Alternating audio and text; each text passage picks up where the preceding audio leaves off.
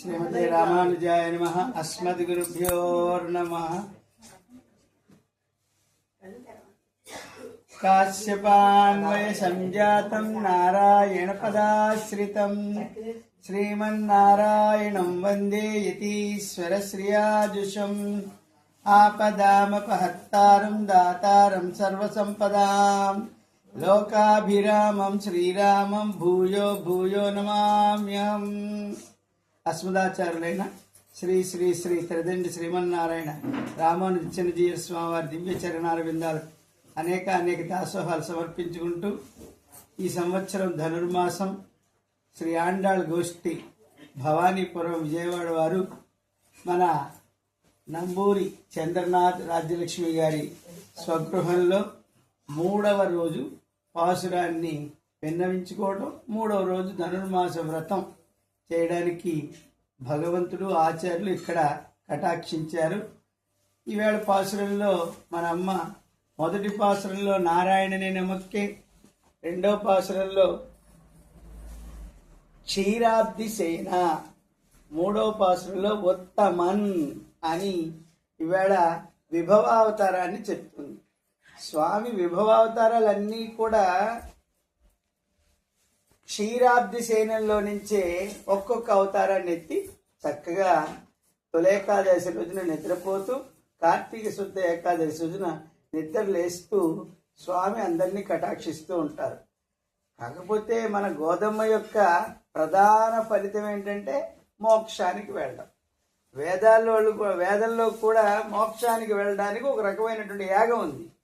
కానీ మనమ్మ చేసేటువంటి ఈ వ్రతంలో ప్రధానమైనటువంటిది ఏమన్నానేమో మోక్షము.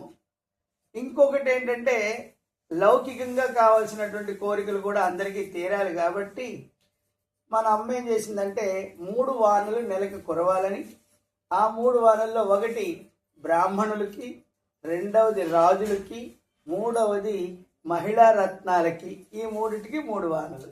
నెలకి 9 రోజులు వాన కురిస్తే ఒక ఎండ కాయాలి అనే ఉద్దేశంతో లౌకికమైన కోరిక.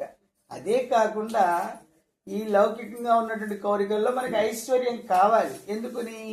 ఆచార్య సేవ చేయడానికి, భాగవత సేవ చేయడానికి, భగవంతుడి యొక్క సేవ చేయడానికి, వీటికి కూడా ఐశ్వర్యం కావాలి అని అమ్మ ఈవేళ చెప్పేటువంటి ఫలితంలో ప్రధాన ఫలితంగా మోక్షాన్ని చెబుతూ, ఈ లౌకికంగా ఉండేటువంటి భాగవతోత్తములందరూ కూడా ఏదైనా కావాలంటే ఐశ్వర్యం కావాలంటే ఆ ఐశ్వర్యాన్ని చెప్తూ నెలకి 3 వానలు కురవాలి. మరుగుజ్జువాడిగా వచ్చినా ఆయన ఎలాగైతే 2 అడుగులు దానం తీసుకుని 2 పాదాలతో అన్ని లోకాలని కూడా ఆక్రమించాడో అదే విధమైనటువంటి వాత్సల్యంతో ఈ లోకంలో వానలు కురవాలి.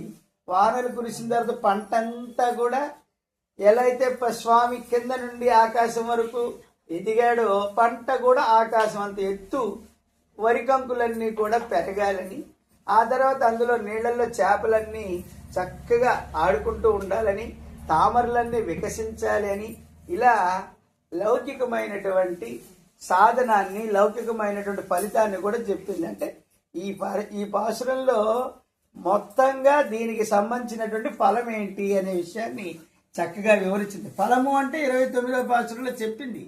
కానీ ముందుగా మనకి అందరూ కూడా చక్కగా ఈ పాసురాన్ని అనుసంధానం చేస్తే ఆశీర్వాద పాసురంగా కూడా దీన్ని చెప్తూ ఉంటారు. మన వాళ్ళందరూ మంగళాశాసనం చేసేటప్పుడు ఓంగి ఉలగలంద ఉత్తమన్ పేర్పాడి అనేటువంటి పాసురాన్నే అన్ని చోట్ల అనుసంధానం చేస్తారు. అదేవిధంగా మా శ్రీ ఆండాళ్ గోష్ఠి కూడా వామనుడు ఎలాగైతే పెరిగి పెరిగి పెరిగి అన్ని లోకాలని కూడా తన ఆధీనంలో ఉంచుకున్నట్టుగా మా ఆండాళ్ గోష్ఠి కూడా అదే విధంగా పెరిగి పెరిగి పెరిగి భాగవతుల్లో కైంకర్య నిష్ఠ, కటాక్ష నిష్ఠ 2 కూడా కలగాలని చెప్పి మంగళాశాసనం చేస్తూ జై శ్రీమన్నారాయణ.